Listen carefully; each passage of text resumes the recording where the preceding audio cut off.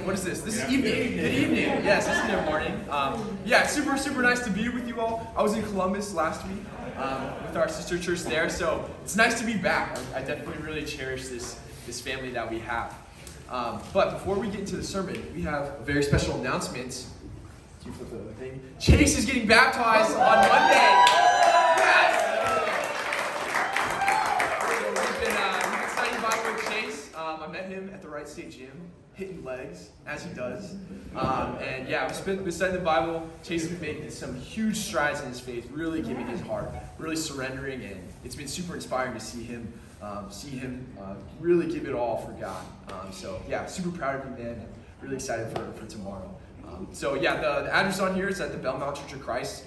Brian just asked them, hey, can we baptize this guy here? And they're like, sure. So that's what we're doing. And it's tomorrow at 7 p.m., which is amazing. All glory to God. So excited to see Chase be added to the kingdom and be saved by Jesus' power. Just incredible. Awesome. So yes, today we're continuing our sermon series through the book of Daniel. We're in Daniel chapter 11 now, which, yeah, we're getting kind of close to the end here. There's 12 chapters. And I want to start out with just kind of a recap of what we've been going through overall and kind of what we've been seeing. The book of Daniel was primarily written to inspire hope and faithfulness to a really hurting exiled nation. This is a group of people that has been conquered by the Babylonians, and they're experiencing a lot of loss. It's a really trying time. And I think God really wanted to encourage them because whenever you lose, it's incredibly discouraging. It's really persuading that, man, I'm weaker, I'm worse, and it just can really persuade you to stop trying. Right now, the World Cup is going on, and Brazil lost this past week, and he's crying. He's just a grown man right here, and he's bawling his eyes out. And even if you look in the pictures of the fans, man, people are crying so much because they've lost a soccer game, which is it's just a game, but it seems like it's their whole identity is just being defeated, and it's so incredibly discouraging. And I know for me, even losing other things like fantasy football, I lost 3 games in a row this past month, and it was kind of oh man, that kind of hurts me, but it really doesn't matter. But it's still losing does still discourage us and still affect us. Or even I remember when I was 3. When I watched Survivor with my family, that was every week we're watching Survivor. Anyone else watch Survivor? Yeah. Yes. Yeah. Excellent show. Excellent. But I remember this guy, Rupert. I remember Rupert, he was my favorite. He always wore these tie-dye shirts. Anyone remember him? Yes. Or is that just, okay, good. He's amazing. But then he lost. And I think he got 8th place or something. And I cried so fervently. I remember kicking the TV and being so mad because Rupert lost. Yeah, I was surprisingly invested. I don't know why, but I was very invested in Rupert. Or even about 2 weeks ago, I heard Ohio State lost the football game. Any Ohio State fans? I know. Sorry. Lots of pain. Oh yeah, Will is Michigan fan. But there's a lot of discouragement when loss comes, because the initial thought can just be why try? Why should I keep rooting for a team that keeps losing? Or maybe I'm sure Neymar's thinking oh man, I can't go to another World Cup. This is gonna be terrible. But on a more real note, even if we can experience losses in our faith. Maybe you have a dear friend you've got, or you've been studying the Bible and really investing in someone for years on end, and they reject God or don't want to accept God.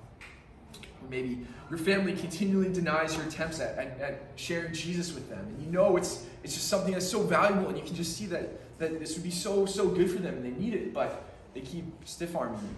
That can be huge. That can be a huge loss. It can be discouraging. Or maybe you're fighting hard against sin, but you hit a relapse, or it's just too sticky and you can't. It's really hard to push it away. These can be losses, and Satan can try to persuade us. Why even try? What's the point? It's not worth it. It's not worth it to keep fighting. And the people of in the book of Daniel are really experiencing the same thing, because they're being conquered actively by Babylon, and they're living in Babylon, and they've lost the war, and they're completely being subjugated to this foreign nation. So they're thinking, our God is losing. Like, what's the point? And so the book of Daniel is meant to address those losses and give them hope beyond the temporary losses, to give them hope for the future, and to inspire continual resilience, persistence in their faith. And so previously we've seen, primarily through Daniel, chapters 1 through 6, you see a lot of looking at Daniel Daniel and his three friends there really persevere through a lot of trials, like getting tossed in a lion's den, or thrown in a furnace, or being tossed into this and integrated into all of Babylonian society, but choosing to remain faithful. And they are incredible examples, and awesome examples that we can imitate. But now, as we get towards the back half, we see a lot of visions that are given to Daniel, and this is looking kind of towards the future, and getting a lot of bigger picture things that can also really apply to our context, and much more applicable context. And it's meant to give hope to us that God is going to win, and He's going to succeed. So the title of my lesson today is Dubs Only. Dubs Only. And if in case you don't know what a dub is, in our culture, my generation, hopefully you do know what this is, but if you don't, just in case. But for a W is supposed to represent a win, yes. And so if you take the word W and you shorten it, take the first couple of letters, it sounds like dub. So dub, it means wins only. And God is always going to succeed. He's always going to win. And Daniel 11, yeah, you get it? Understand? Amen, brother. Okay. Yeah. Last time I preached, we were learning some Greek. I thought this time we could get some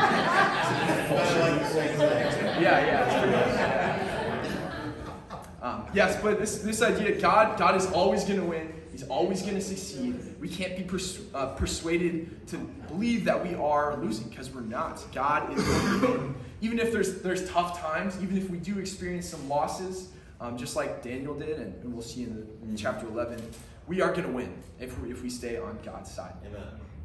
So if you want to turn your Bibles to Daniel chapter 11, we're gonna bounce around a bit and summarize some things, because this is kind of a long chapter. But always look for how are these evil kings interacting with God and with the world, and also how are the Israelites responding in faith? Because some of these kings, there's different theories on some of the kings are pretty sad. Like one of them is pretty clearly Alexander the Great, but other ones are theorized to be Syrian King Antiochus, or some people think Roman Empire, but nothing is super set. But no matter what, no matter who you believe these kings are, it can always be applied to kings that are, or kings and kingdoms that are actively oppressing the faith kingdom. And so we can really see their example and see how they are operating, and then apply that to our context. So Daniel 11, we're going to start in chapter 2. My first point is losers need to win. And this is the idea that the people on the losing side, they feel this compulsion to exalt themselves and try to win on their own terms, instead of letting God win. They're really we're going to see they're really going to try to exalt themselves and try to win on their own merits. So verse 2, it says, "Now then, I tell you the truth, 3 more kings will arise in Persia, then a 4th, who will be far richer than all the others. When he has gained power by his wealth, he will stir up everyone against the kingdom of Greece. Then a mighty king will arise, who will rule with great power and do as he pleases. After he has arisen, his empire will be broken up and parceled out toward the 4 winds of heavens. It will not go to his descendants, nor will it have the power he exercised, because his empire will be uprooted and given to others." So this is the first example. We see the mighty king. This mighty king is pretty strongly thought to be Alexander the Great, but he says he's got great power. He is very, very powerful, but will do as he pleases. And he decides, I'm going to be selfish. I'm going to do exactly as I desire, not as God desires. Puts himself first, tries to win on his own. But ultimately, he does lose, and it does kind of fall apart and gets uprooted. And ultimately, it says, given to others. And so, yeah, you're going to see this pattern over and over of someone trying to exalt themselves, and then it falls apart, and then they lose. And this happens over and over and over. We can continue in verse 11. It says, "Then the king of the south will march out in a rage and fight against the king of the north, who will raise a large army, but it will be defeated. When the army is carried off, the king of the south will be filled with pride and will slaughter many thousands, yet he will not remain triumphant. For the king of the north will muster another army, larger than the first, and after several years, he will advance with a huge army fully equipped." So once again, you see, he's filled with pride, slaughtering many thousands. So still there is some military success there, right? But he will not remain triumphant. Continuing throughout verses 14 to 20, we're in 24 here. They still keep fighting. There's lots of conflict, and they really try to win more and more for themselves, expand their empire, and build more status for themselves. But it really doesn't matter. Verse 24. It says, "When the richest provinces feel secure, he will invade them and will achieve what neither his fathers nor his forefathers did. He will distribute plunder, loot, and wealth among his followers. He will plot the overthrow of fortresses, but only for a time."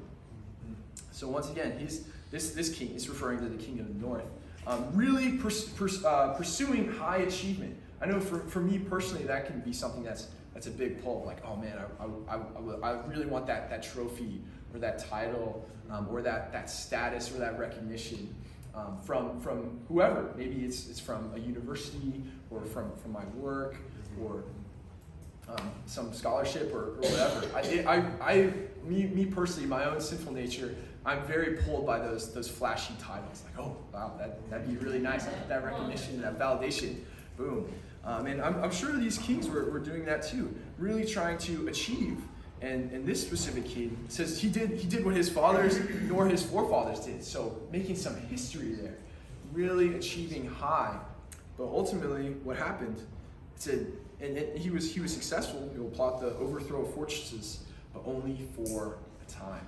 Ultimately, his achievement was limited, and it was short-lived, because maybe he did achieve very, very great things, but doesn't matter. It was only for a time.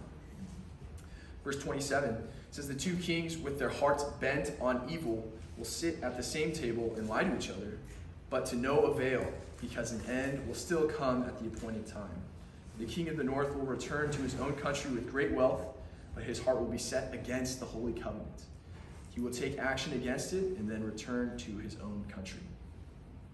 Once again, really at this time they're kind of trying to negotiate a little bit, but man, again, it's just a complete waste of time. It says, but to no avail, an end will still come at an appointed time. I know for myself, I hate wasting stuff. I hate wasting time. I hate wasting like food or resources or opportunities. I hate it. I hate it so much. And so these people and these kings, that's really what they're doing. They're being dissuaded and persuaded to go fight for achievement, fight to lift themselves up, fight for power or recognition, their own pride. But it's to no avail. They're just completely wasting their time. And totally, we can absolutely do our own that too, of trying to build our own selves up, gain recognition or status from other people, or maybe through our jobs or through school, whatever it may be. But these things, like it's to no avail. It's a waste of time, because an end is going to come, and anything that you build apart from God is just a waste of time. It's going to come crumbling to an end anyway. So why even try? That's for me. I'm trying not to waste my time. Yep. Continuing in verse 36, this is kind of one of the final examples we're going to use here. It says, "The king will do as he pleases. He will exalt and magnify himself above every god, and will say unheard of things against the God of gods. He will be successful, until the time of wrath is completed. For what has been determined must take place. He will show no regard for the gods of his ancestors or for the one desired by women, nor will he regard any god, but will exalt himself above them all. Instead of them, he will honor a god of fortresses, a god unknown to his ancestors. He will honor with gold and silver, with precious stones and costly gifts. So this is kind of I'd say it's probably the most clear picture of the king's pride, or this specific king's pride, saying he's going to exalt and magnify himself above everyone else. He is going to be the priority. No one else matters. His kingdom is going to come first. And it says here too, he will be successful. He will be successful. And for us today, other people are going to be more successful than us if we choose to prioritize God and choose to be winners. And that's fine. Like, whoever, Elon Musk can take over the world if he wants. Like, that's great. I don't really care, because I know in the future, like, I'm going to actually be saved, as opposed to I don't know Elon Musk's spiritual deal, but like if he's investing so much into this world to the exclusion of the future world, he's just wasting his time. Like, I don't care. You can go buy Twitter and whatever. I don't care. Like it's gonna mean nothing anyways. But yeah, something you see the king here do is that he honors a god of fortresses. And that really stuck out to me, because I was like, what does that mean? What does it mean to honor a god of fortresses? Why did he do that? And so this king, it seems like this king's motivation was to go and conquer. His motivation was to conquer, but also to find safety in fortresses and to be secure and really lock in his own prosperity.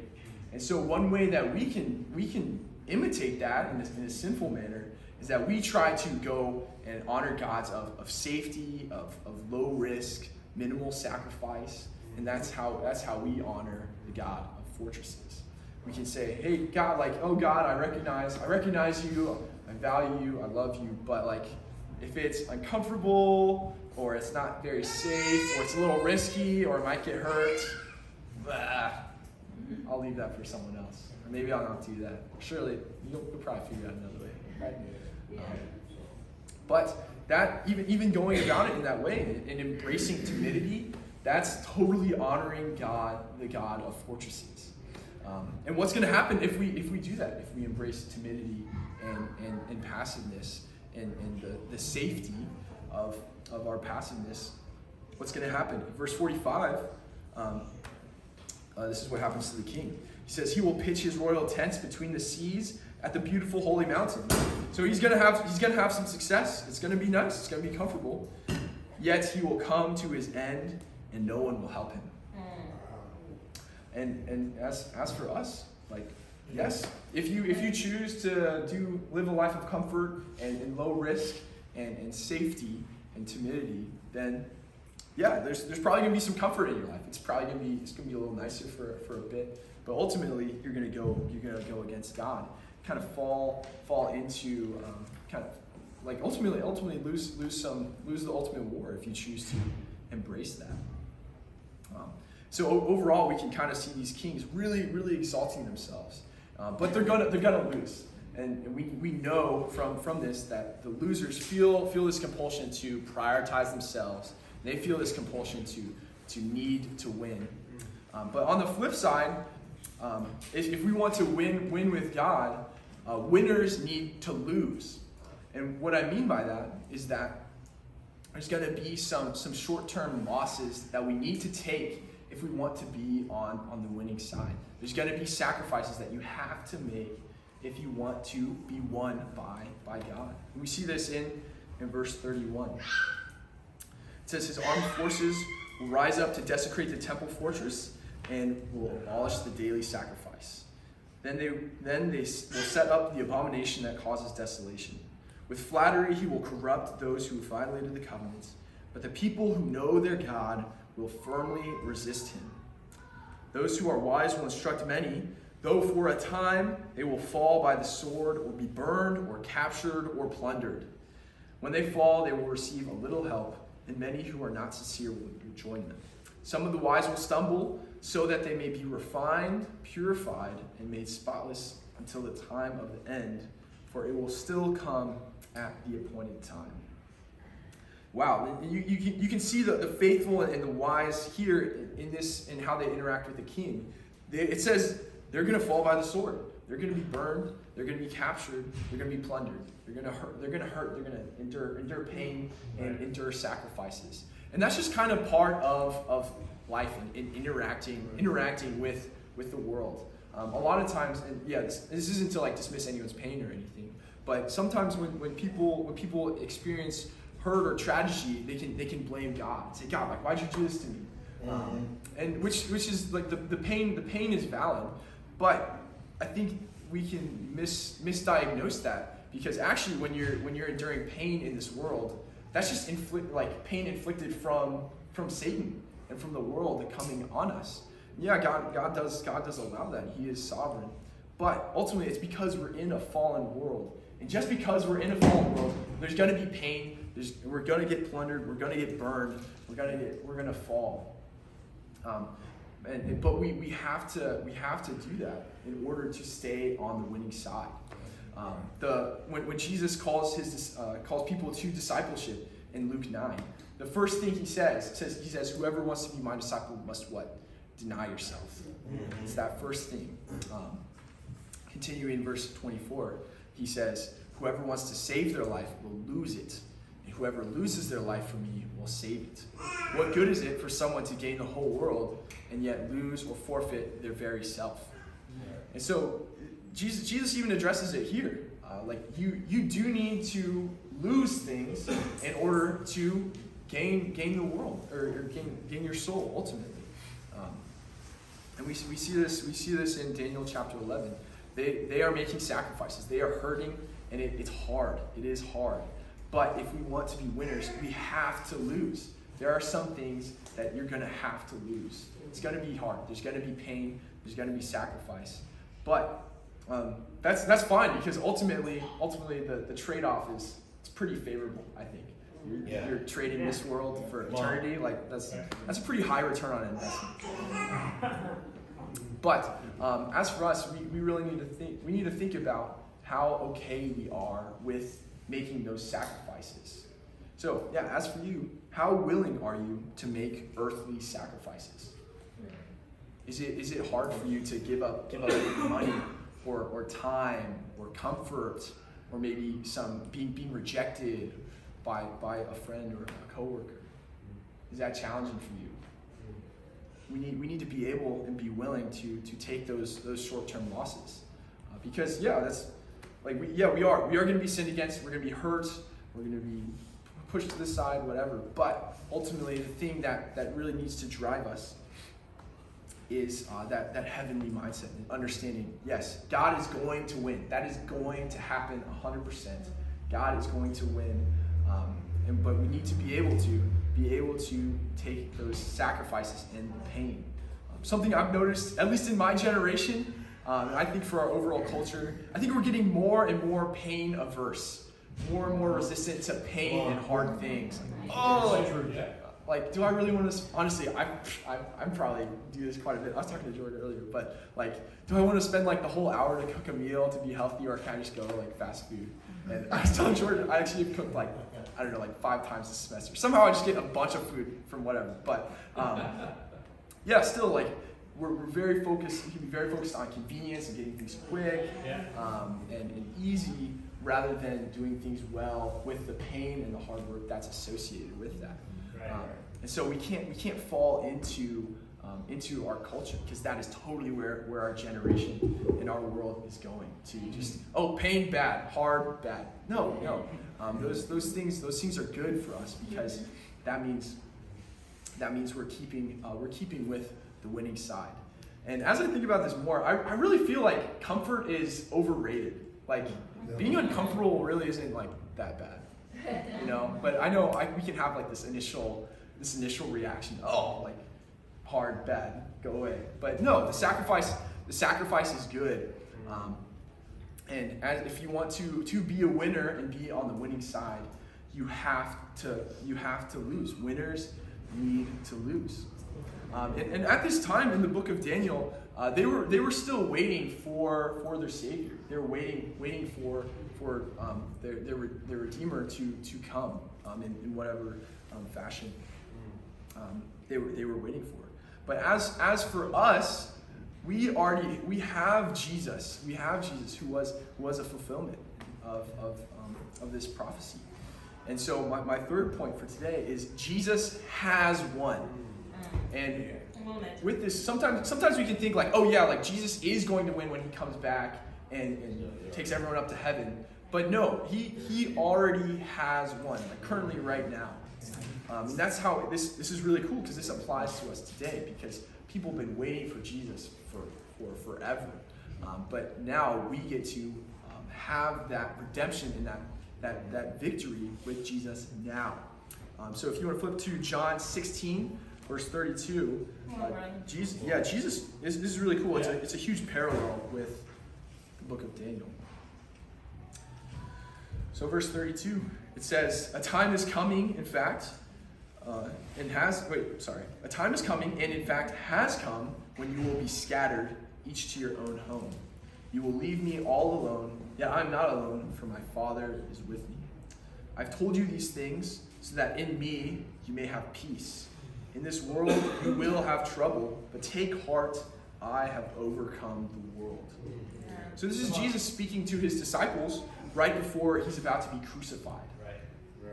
And so these people, very, very similar to the people in the book of Daniel, these disciples are about to go through a really hard time. Big transition, lots of pain, lots of mix-up, don't know what's going on, because you can imagine these guys have been walking with Jesus. Jesus has been guiding them the whole time, and then suddenly, whoa, Jesus is gone, he's being crucified. What do we do? And so they are scattered, as Jesus tells them. But the thing that gives them peace is knowing that Jesus has overcome the world. That's really the linchpin in Jesus' encouragement. He said, hey, take heart, be courageous, be faithful, be resilient, because I have overcome the world. And there was a lot of comfort for them in knowing that Jesus was already victorious, and Jesus has already triumphed.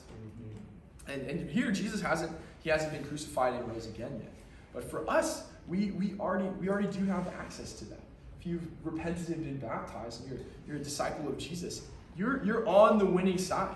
Like you already have won. Not because you've won, but Jesus has won and just kind of dragged you along. And we're just grateful. We're just grateful to be here. And that is the thing that we need to hold on to continue to inspire your faith. That Jesus has triumphed. And also something we need to be mindful of is kind of what the biggest problem is, and what the biggest problem in your world is. And ultimately it is sin. Like that's got to be the biggest issue in your life. And so if you understand that, then Jesus has already conquered all of that, and he's redeemed me. Wow, like everything's amazing from that. And that's not to dismiss anyone's pain again, but that's a huge encouragement to know that, man, ultimately, if you're a disciple of Jesus, you're living in victory. And now this is just kind of a victory lap. Colossians 2:13 really lines it out well. It says, when you were dead in your sins and in the uncircumcision of your flesh, God made you alive with Christ. He forgave us all our sins, having canceled the charge of our legal indebtedness, which stood against us and condemned us. He's taken it away, nailing it to the cross. And having disarmed the powers and authorities, he made a public spectacle of them, triumphing over them by the cross. And yeah, I personally just really love that imagery of making a public spectacle of the powers and authorities. Like, he just completely embarrassed Satan. I love that. I think that's hilarious. But yeah, as for us, like Jesus straight took away all of the losses in our life. Yeah. And this we'll still have to endure the earthly losses to retain that freedom and that victory. But Jesus has already won.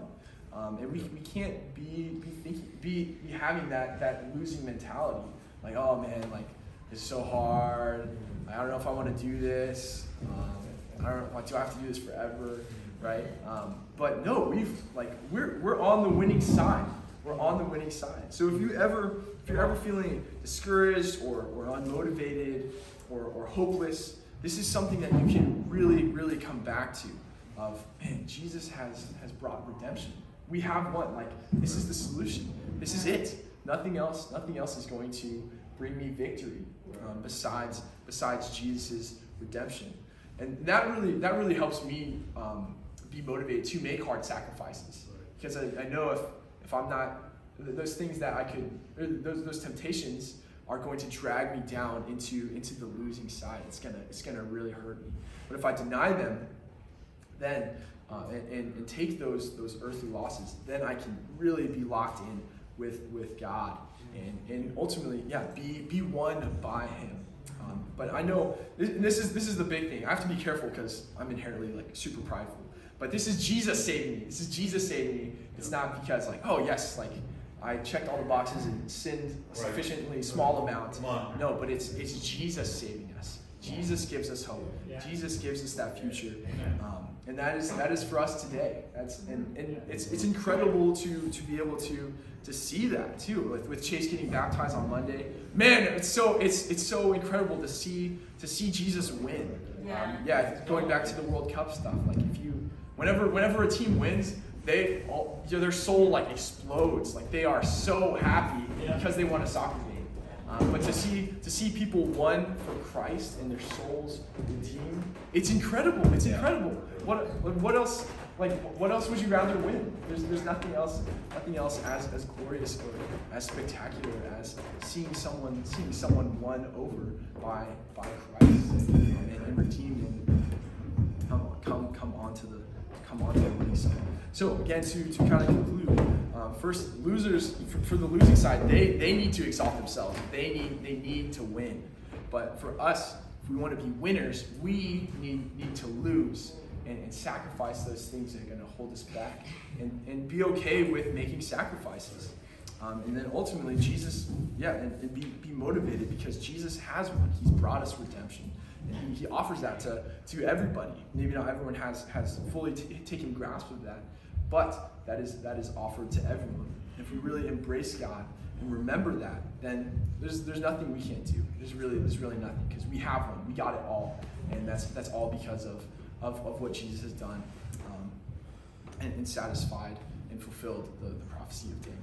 So all glory to God. I'm so grateful to be able to partake in that, and really hope you can lock that in and take that winning mindset, that positive attitude within your discipleship and your walk with God. Amen.